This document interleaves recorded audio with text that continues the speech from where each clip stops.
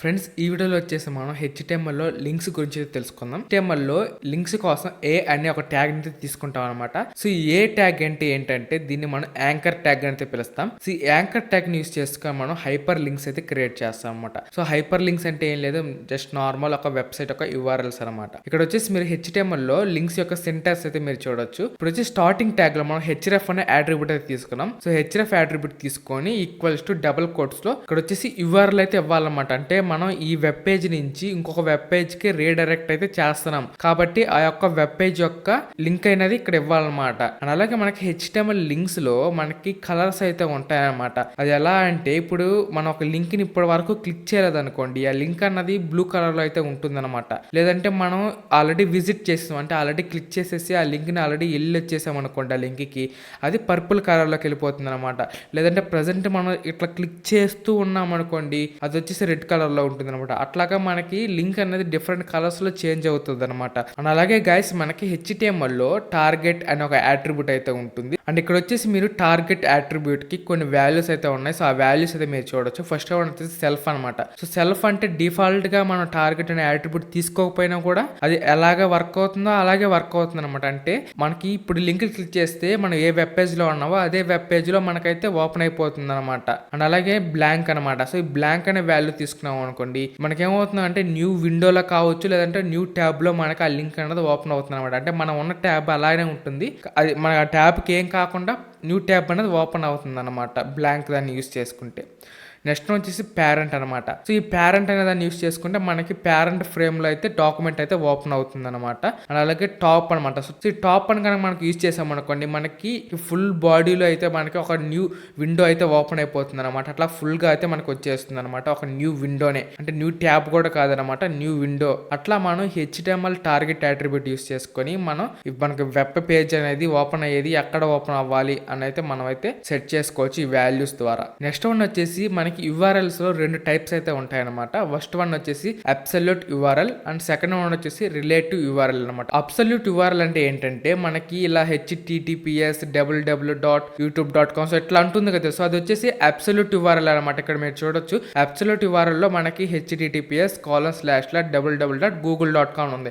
అంటే ఇది పూర్తి URL అనమాట. మనకి అసలు URL అనేవి ఇట్లా ఉంటాయన్నమాట. దాన్ని మనం అబ్సల్యూట్ URL అని అంటాం అనమాట. నెక్స్ట్ వన్ వచ్చేసి relative URL. So relative URL అంటే ఏంటంటే మనకి ఇట్లాగైతే ఉండదన్నమాట. మనకి https://www. ఇవన్నీ కూడా మనకి ఉండవు, అది మనకి రిలేటివ్ URL కిందకైతే వస్తుంది. లైక్ ఎగ్జాంపుల్ ఎలా అంటే మనం వేరే ఒక పేజ్ ని, అంటే ఇప్పుడు హోమ్ పేజ్ కి మనం కాంటాక్ట్ పేజ్ ని లేదంటే అబౌట్ అస్ పేజ్ ని అట్లా వేరే వెబ్ పేజ్ ని మనం index.html అని కానీ ఇక్కడ ఇచ్చామనుకోండి, అది లింక్ కాదు కానీ మనకు వేరే ఒక పేజ్ అనమాట. సో దాన్ని మనం ఇక్కడ లింక్ చేస్తున్నాం కాబట్టి అది మనకి రిలేటివ్ URL కిందకైతే వస్తుంది అనమాట. అండ్ నెక్స్ట్ వన్ వచ్చేసి ఫ్రెండ్స్ మనకి link to and email address. అంటే మనం ఈమెయిల్ అడ్రస్ కూడా లింక్ చేయొచ్చు అనమాట ఈ యాంకర్ ట్యాగ్ యూస్ చేసుకుని. సేమ్ మనం href అనే అట్రిబ్యూట్ లో ఇక్కడ URL అయితే ఇచ్చాం కదా, సో ఆ URL బదులు మనం ఈమెయిల్ అయితే ఇచ్చేస్తాం అనమాట. సో ఈమెయిల్ ఇచ్చినప్పుడు మనకి ఇక్కడ సెండ్ ఈమెయిల్ అని ఇచ్చాం కదా, సో ఇది క్లిక్ చేస్తే మనకి ఈమెయిల్ చేయడం కోసం మనకి ఆ లింక్ అనేది రీడైరెక్ట్ అవుతుంది అనమాట. అండ్ అలాగే మనం లింక్స్ ని బటన్ లాగా కూడా తీసుకోవచ్చు అనమాట. అంటే మనకి కొన్ని బటన్స్ అయితే కనిపిస్తూ ఉంటాయి కదా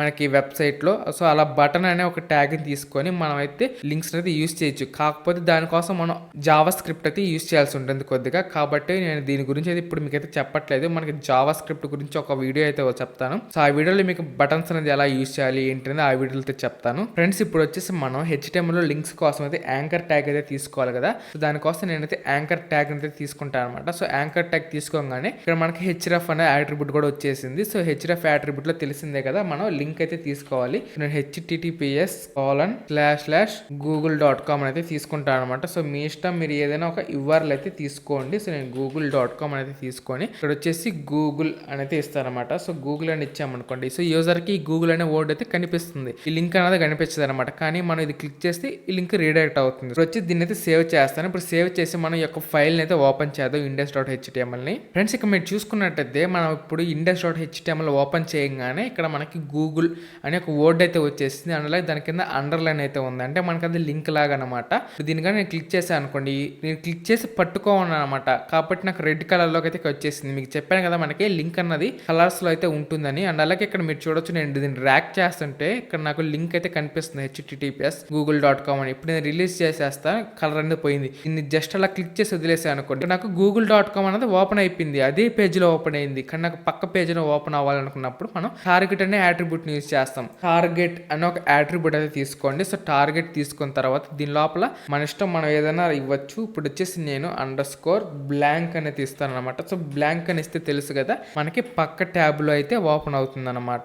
దీని అయితే రిఫ్రెష్ చేద్దాం. సో రిఫ్రెష్ చేసిన తర్వాత దీని అయితే క్లిక్ చేస్తే న్యూ ట్యాబ్ లో మనకి google.com అయితే ఓపెన్ అవ్వాలి, ఇక్కడ ఓపెన్ అవ్వకూడదు. ఇప్పుడు దీన్ని క్లిక్ చేశాను, మీరు చూడొచ్చు google.com అనేది పక్క దాంట్లో ఓపెన్ అయిపోయింది. సో ఇక్కడైతే మనకు ఓపెన్ కాలేదన్నమాట.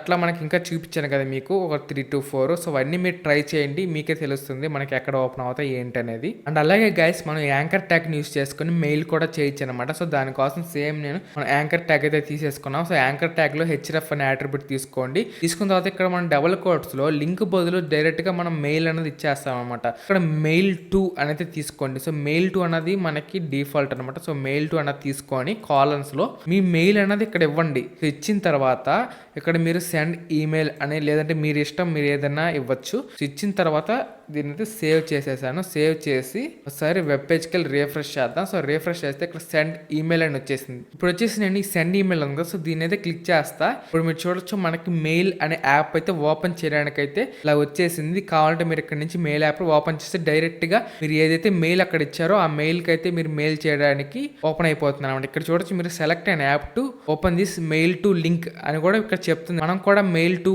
అనేది యూస్ చేస్తాం కదా అట్రిబ్యూట్ లో. సో అలా మనకి ఈ యొక్క బ్రౌజర్ అన్నది మన దాంట్లో మెయిల్ అనే యాప్ అయితే ఉంటుంది. సో దాన్ని అయితే ఓపెన్ చేసేస్తుంది అనమాట. సో ఇది ఈ వీడియోకి అయితే. సో ఈ వీడియో అనిపిస్తుంది కింద కామెంట్ చేయండి. అలాగే నచ్చితే లైక్ చేసి మీ ఫ్రెండ్స్కి కూడా ఈ వీడియో అయితే షేర్ చేయండి. ఛానల్కి మీరు ఎంతవరకు సబ్స్క్రైబ్ అవ్వకుండా వెంటనే మన ఛానల్ సబ్స్క్రైబ్ చేసుకొని పక్కన బెల్ ఐకాన్ అయితే ఆల్లో పెట్టుకొని. Thank for watching. జై హింద్.